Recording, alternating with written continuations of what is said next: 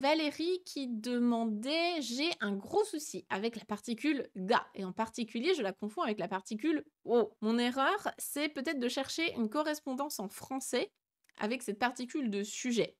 Par exemple, dans la phrase Nihongo ga jōzu desu, je ne comprends pas en quoi, la langue japonaise est le sujet de cette phrase. Est-ce qu'on peut dire que wo est la particule de COD et ga est la particule de COI?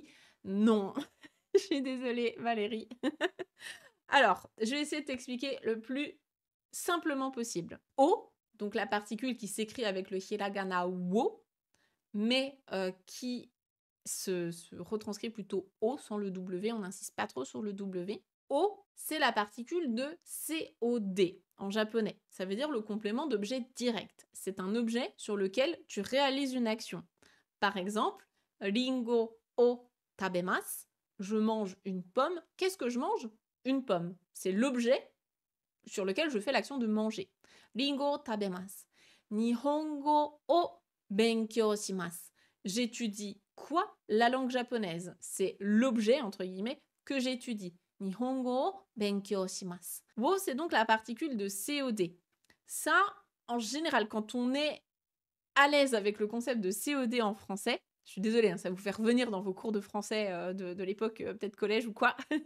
Mais quand on est à l'aise avec le COD en français, normalement, on n'a pas trop de difficultés avec la particule O en japonais. Maintenant, ga, de l'autre côté, ga en japonais, et je sais que celle-là, elle vous embête, hein, c'est l'une des pires particules à comprendre en japonais.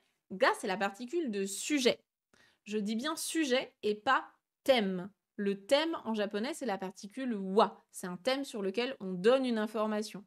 Ga, c'est la particule de sujet. Et là où ça vous embrouille, c'est parce qu'en français, on n'a que des sujets. On n'a pas de thème. C'est forcément un sujet. Je suis française, je, c'est le sujet de la phrase.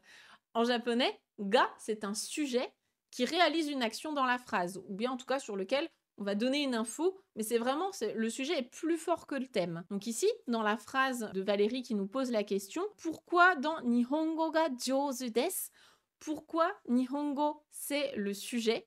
Eh bien parce que jōzu, qui veut dire doué, bien, c'est un adjectif qui fonctionne avec la particule ga. Nihongo ga jōzu desu, c'est ton japonais qui est bon en fait. C'est ton japonais qui est très bien. C'est sur ce sujet-là qu'on donne une info. Par contre, si on veut te faire un complément, par exemple, si on veut dire Valérie, tu es très bonne en japonais, on pourrait dire donc Valérie-san wa Nihongo ga jōzu desu.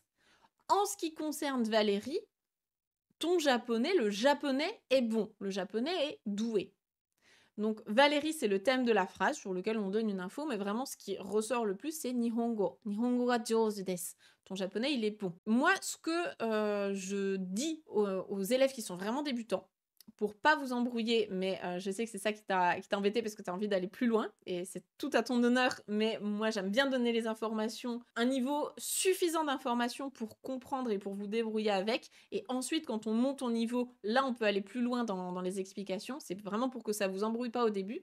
Ce que j'aime bien dire aux débutants, c'est qu'on a des adjectifs en japonais et des verbes qui fonctionnent de pair avec la particule ga. Donc typiquement les adjectifs jōzu, heta, être bon, être mauvais, ils vont fonctionner avec ga.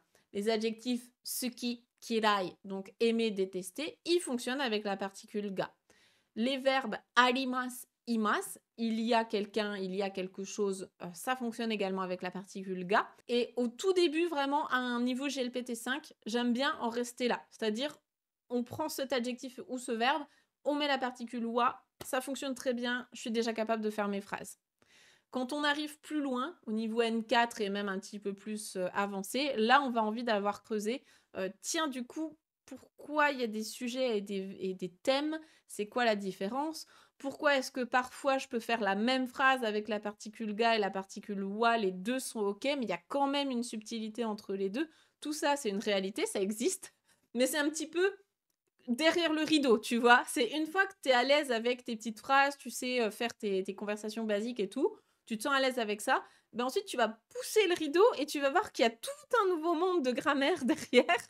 Donc ça, et ça je pense que c'est l'une des subtilités en japonais qu'on recherche le plus quand on est à un niveau plus avancé. Ce que je peux te dire également, c'est que donc ga, bien sûr, va fonctionner avec, certains types, de verbes, notamment tout ce qui est forme potentielle, mais ça, on en parle au niveau JLPT4. Il y a tout un cours dédié à ça dans la formation Objectif JLPT4 et la particule de COI en japonais, ça va être ni.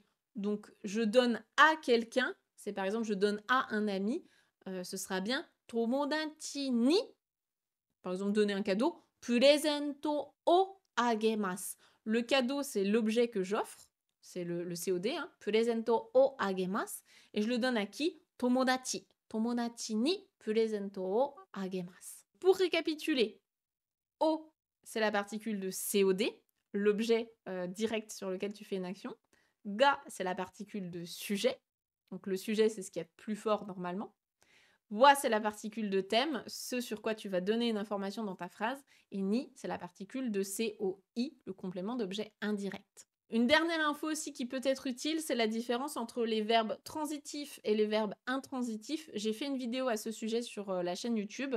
C'est la différence entre j'ouvre la porte et la porte s'ouvre toute seule. Là, en japonais, quand j'ouvre la porte, c'est moi qui fais l'action. C'est bien donc du COD, particule wo.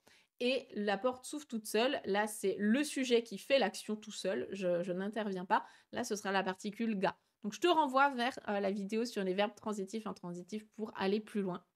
Mais encore une fois, si vous êtes grand débutant, vraiment juste retenir que telle particule fonctionne avec tel adjectif et tel verbe, je trouve que c'est déjà suffisant. Et on peut déjà faire énormément de phrases avec ça.